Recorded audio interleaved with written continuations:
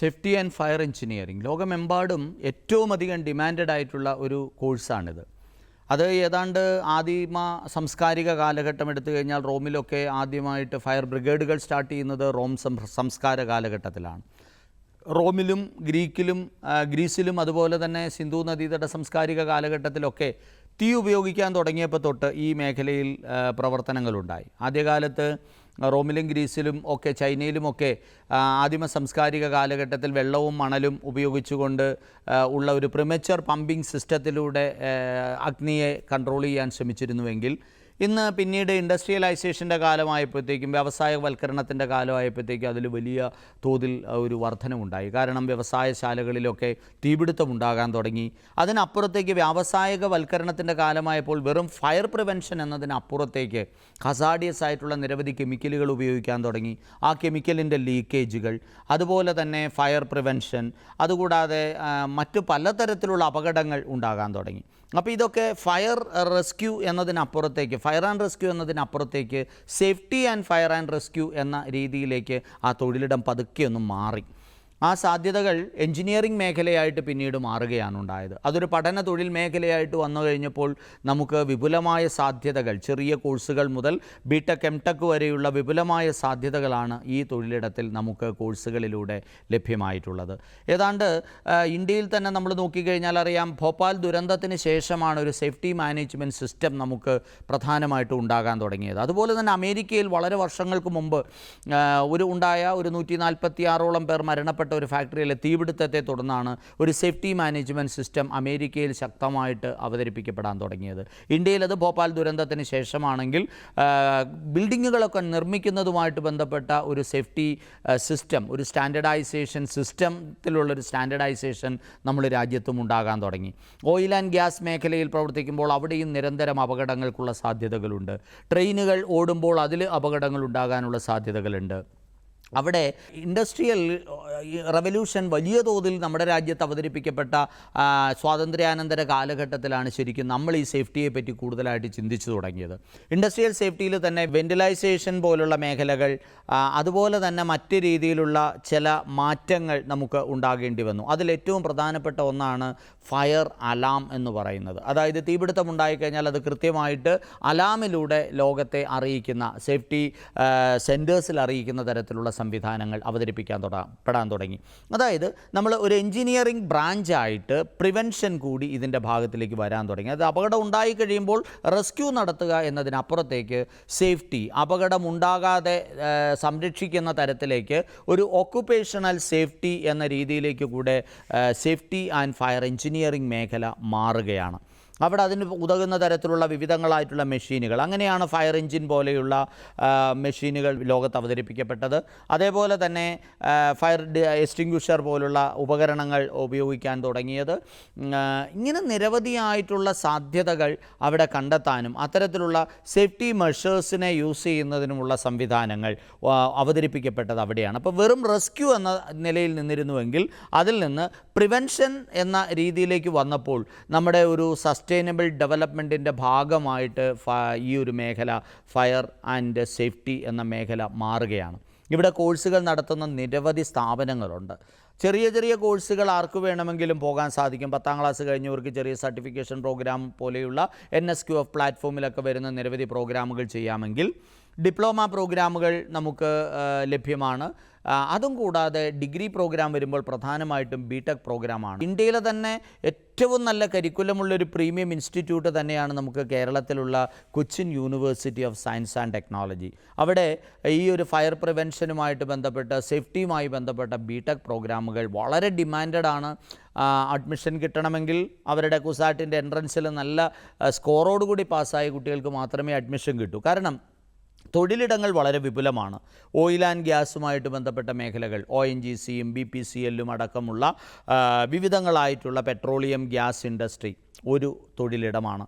അതേപോലെ തന്നെ സർക്കാർ മേഖലയിൽ നമുക്ക് ഫയർ ആൻഡ് റെസ്ക്യൂ ഡിപ്പാർട്ട്മെൻറ്റ് പോലെയുള്ള മേഖലകൾ, എയർപോർട്ട് അതോറിറ്റി ഓഫ് ഇന്ത്യ പോലുള്ള എയർപോർട്ടിലെ സേഫ്റ്റിയുമായിട്ട് ബന്ധപ്പെട്ട ഫയർ ആൻഡ് റെസ്ക്യൂ ഡിപ്പാർട്ട്മെൻറ്റുകൾ, കൂടാതെ DRDO പോലുള്ള ഡിഫൻസ് റിസർച്ച് ഓർഗനൈസേഷൻ പോലുള്ള സ്ഥാപനങ്ങൾ, ആർമിയും എയർഫോഴ്സും നേവിയും അടക്കമുള്ള സ്ഥാപനങ്ങൾ, ഇന്ത്യൻ റെയിൽവേ പോലുള്ള സ്ഥാപനങ്ങൾ, FACTയും കൊച്ചിൻ ഷിപ്പ്യാർഡും അടക്കമുള്ള വിവിധങ്ങളായിട്ടുള്ള വലിയ വ്യവസായശാലകൾ, ആശുപത്രികൾ, വലിയ മെട്രോകൾ, വലിയ ടൗൺഷിപ്പുകൾ, ഇവിടെയൊക്കെ യഥാർത്ഥത്തിൽ സേഫ്റ്റി ഓഫീസേഴ്സിൻ്റെ ആവശ്യം വളരെയധികമാണ്. ലോകമെമ്പാടും സേഫ്റ്റി ഓഫീസേഴ്സിനെ ഏറ്റവും കൂടുതൽ ഡിമാൻഡ് ചെയ്യുന്ന രാജ്യങ്ങളാണ് യൂറോപ്യൻ കൺട്രീസും അതുപോലെ തന്നെ ഗൾഫ് കൺട്രീസും.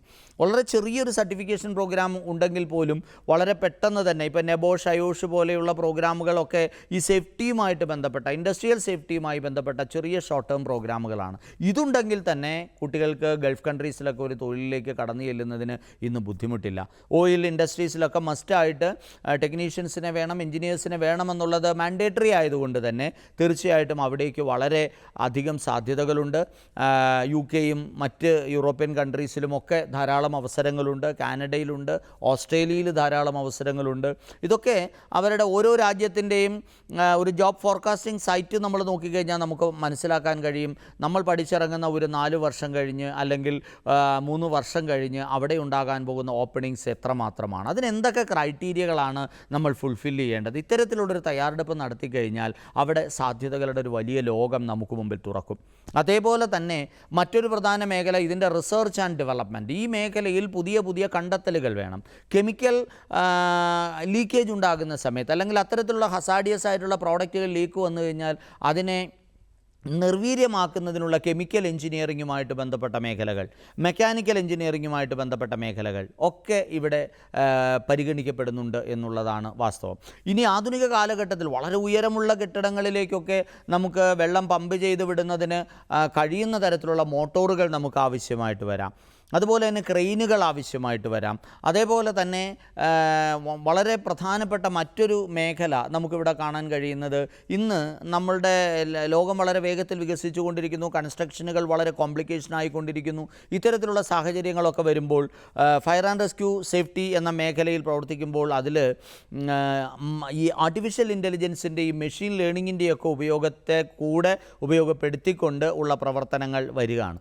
അവിടെ ഏറ്റവും പ്രധാനമായിട്ട് നമുക്ക് കാണാൻ കഴിയുന്നൊരു മാറ്റം റോബോട്ടിക് ടെക്നോളജിയെ യൂസ് ചെയ്യുന്നു എന്നുള്ളതാണ്. ഇപ്പോൾ മാൻഹോളുകളിലൊക്കെ ഉണ്ടാകുന്ന അപകടങ്ങളെ മാനേജ് ചെയ്യുന്നതിന് അവിടെ ഉണ്ടാകുന്ന അല്ലെങ്കിൽ വളരെ ആഴമേറിയ കിണറുകളിൽ ഉണ്ടാകുന്ന അപകടങ്ങളെ അവിടെയൊക്കെ സേഫ്റ്റി ദൗത്യങ്ങളുമായിട്ട് പോകാനായിട്ട് മനുഷ്യന് പരിമിതികളുണ്ട്. അവിടെ ഒരു പക്ഷേ നമുക്ക് ടോക്സിക് ആയിട്ടുള്ള ഗ്യാസുകൾ ഉണ്ടാകാം, എത്തിപ്പെടാൻ കഴിയുന്ന തരത്തിലുള്ള അവസ്ഥകളാവില്ല ഉണ്ടാവുക. ഇങ്ങനെയൊക്കെയുള്ള സാഹചര്യങ്ങൾ, വലിയ ഖനികളുടെ അകത്തുണ്ടാകുന്ന അപകടങ്ങൾ ചിലപ്പോൾ നമുക്ക് മാനേജ് ചെയ്യാൻ കഴിയണമെന്നില്ല. കൽക്കരിയൊക്കെ കുഴിച്ച് വളരെ കിലോമീറ്ററുകൾ താഴെ പോയിട്ട് അവിടെ ഉണ്ടാകുന്ന ചില മണ്ണിടിച്ചിലുകളോ മറ്റു പ്രശ്നങ്ങളെയോ ഒക്കെ മാനേജ് ചെയ്യുന്നതിന് നമുക്ക് പരിമിതികളുണ്ടാവും. ആ പരിമിതികളെ നമുക്ക് മറികടക്കുന്നതിനൊക്കെയാണ് ഇത്തരത്തിലുള്ള റോബോട്ടിക് ടെക്നോളജിയെ നമ്മൾ, എഞ്ചിനീയറിംഗ് ബ്രാഞ്ചിനെ നമ്മൾ യൂസ് ചെയ്യുക. അപ്പോൾ ഇതൊരു പഠന മേഖലയായിട്ട് പിന്നീടങ്ങ് മാറുകയാണ്. അതൊരു പ്രൊഫഷനായിട്ട് തന്നെ ഈ ഒരു മേഖല പിന്നീടങ്ങ് വളർന്നു വലുതാവുകയാണ്.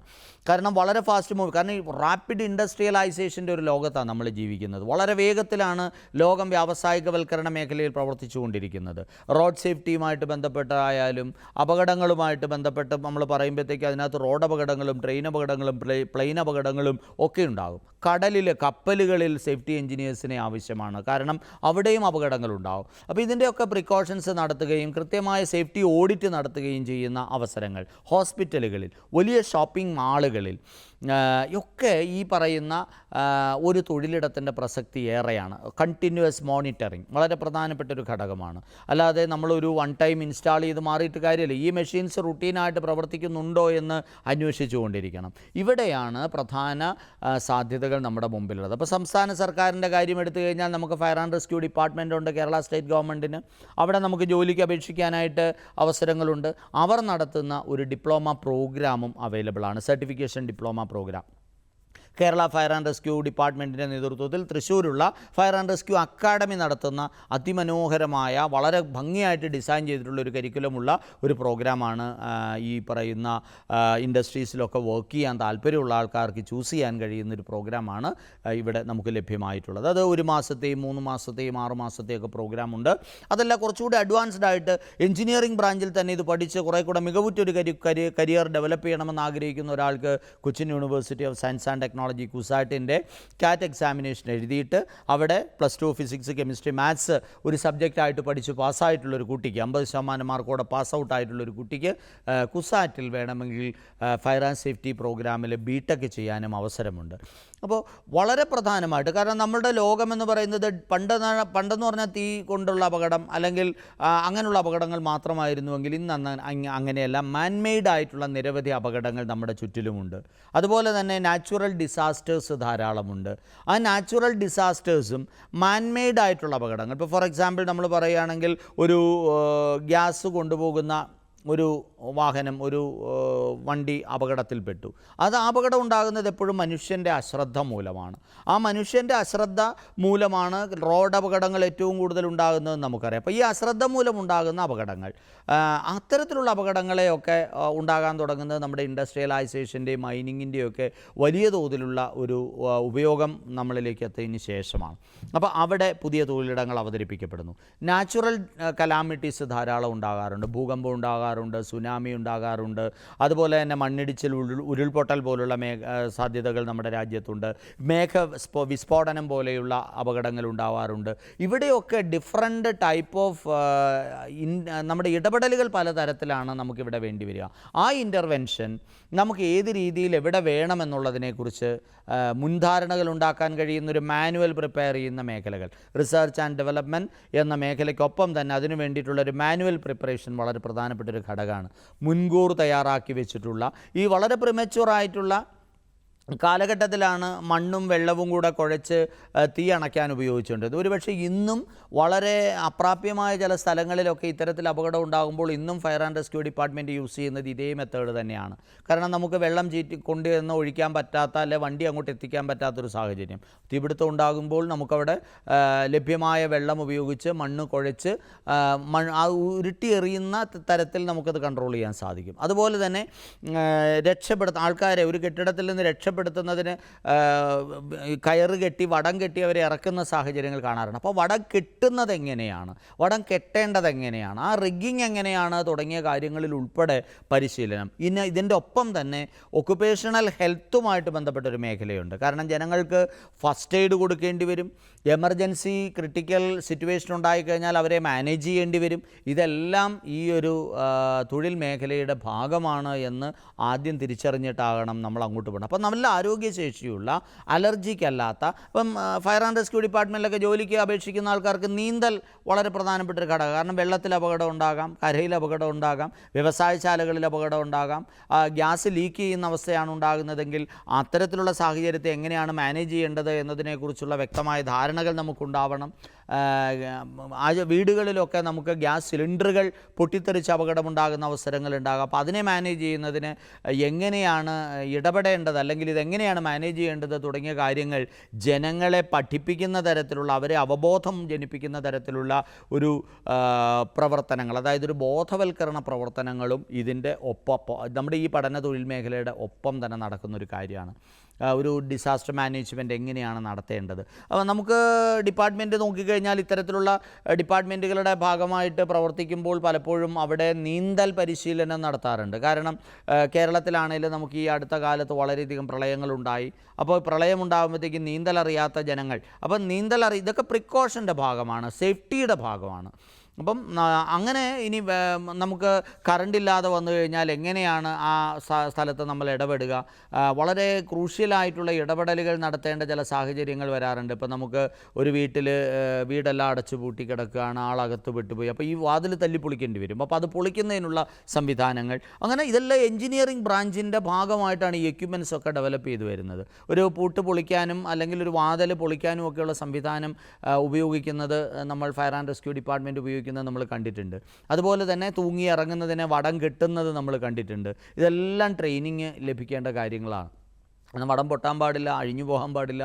സാധാരണ നമ്മൾ കെട്ടുന്ന രീതി കെട്ടിക്കഴിഞ്ഞാൽ കുറേ ടൈറ്റായി കഴിയുമ്പോൾ അത് ചിലപ്പോൾ അഴിഞ്ഞു പോകാം. ഇത് അഴിഞ്ഞു പോകാത്ത തരത്തിലുള്ള കെട്ടുകളടക്കം വളരെ മൈന്യൂട്ടഡ് ആയിട്ടുള്ള കാര്യങ്ങൾ വളരെ ശ്രദ്ധിച്ചുകൊണ്ട്, ഒരുപക്ഷെ നമ്മൾ പലപ്പോഴും കാണാത്ത നമ്മളുടെ ഒരു അധ്വാനം മറ്റൊരു മേഖലയെക്കാളൊക്കെ ഉപരി ഒരു പ്രിവെൻഷൻ എന്ന ഒരു ആസ്പെക്റ്റിലും അതിനുശേഷം ഉണ്ടായിക്കഴിഞ്ഞാൽ പിന്നെ അത് ഓഡിറ്റ് ചെയ്യുക എന്നുള്ളതാണ്. നാശനഷ്ടം ഓഡിറ്റ് ചെയ്യുക, അതിന് നഷ്ടപരിഹാരവുമായിട്ട് ബന്ധപ്പെട്ട ലീഗൽ ആസ്പെക്റ്റിൽ പ്രവർത്തിക്കുക തുടങ്ങിയ ചുമതലകളാണ് അവിടെ വഹിക്കപ്പെടുക. അപ്പോൾ അങ്ങനെ നോക്കുമ്പോൾ നമ്മുടെ രാജ്യത്ത് വളരെ ഫാസ്റ്റായിട്ട് വളർന്നുകൊണ്ടിരിക്കുന്ന വ്യാവസായികപരമായിട്ടും വാണിജ്യപരമായിട്ടും അർബനൈസേഷനിലൂടെയൊക്കെ വളർന്നുകൊണ്ടിരിക്കുന്ന നമ്മുടെ രാജ്യത്തും ലോകത്തും ഏറ്റവും വലിയ സാധ്യതകൾ ഇനിയുള്ള കാലത്ത് നമുക്ക് സമ്മാനിക്കാൻ പോകുന്ന ഒരു തൊഴിലിടം തന്നെയാണ് ഫയർ ആൻഡ് റെസ്ക്യൂ, അതേപോലെ തന്നെ സേഫ്റ്റി എന്നീ പഠന തൊഴിൽ മേഖലകൾ.